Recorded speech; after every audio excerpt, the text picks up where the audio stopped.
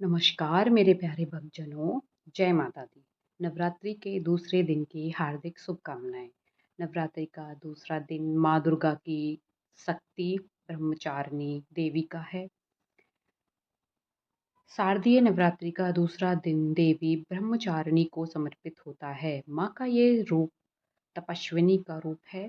ब्रह्मचारिणी का अर्थ होता है तप का आचरण करने वाली। इनका स्वरूप अत्यंत तेजमय और भव्य है। माँ ब्रह्मचारिणी अपने दाहिने हाथ में जप की माला और बाएं हाथ में कमंडल धारण करती हैं और श्वेत वस्त्र पहनती हैं। माँ दुर्गा का यह स्वरूप भक्तों और सिद्धों को अनंत फल देने वाला है। उनकी उपासना से तप, त्याग, वैराग्य, सदाचार और संयम की वृद्धि होती है। पूर्व जन्म में इस देवी ने हिमालय के घर पुत्री रूप में जन्म लिया था और नारद जी के उपदेश से भगवान शंकर को पति के रूप में प्राप्त करने के लिए घोर तपस्या की थी। इस कठिन तपस्या के कारण उन्हें तपस्यारिणी अर्थात ब्रह्मचारिणी नाम से अभिहित किया गया। 1000 वर्ष तक उन्होंने केवल फल फूल खाकर बिताए और 100 वर्ष तक केवल जमीन पर रहकर शाक का निर्वाह किया। कुछ दिनों तक ठीक उपवास रहे और खुले आकाश के नीचे वर्षा और धूप के घोर कष्ट सहे।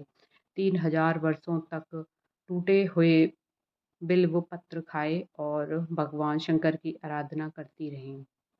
इसके बाद तो उन्होंने सूखे बिल्व पत्र खाना भी छोड़ दिया। कई हजार वर्षों तक निर्जला और निराहार रहकर तपस्या करती रहीं। पत्तों को खाना छोड़ देने के कारण ही उनका नाम अपर्णा नाम पड़ गया।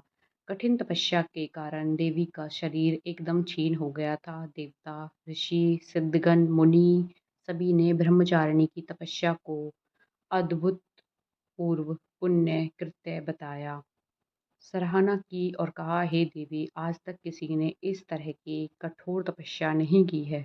यह तुम्ही से ही संभव थी। तुम्हारी मनोकामना परिपूर्ण होगी और भगवान चंद्रमौली शिव जी तुम्हें पति रूप में प्राप्त होंगे। अब तपस्या छोड़कर घर लौट आओ।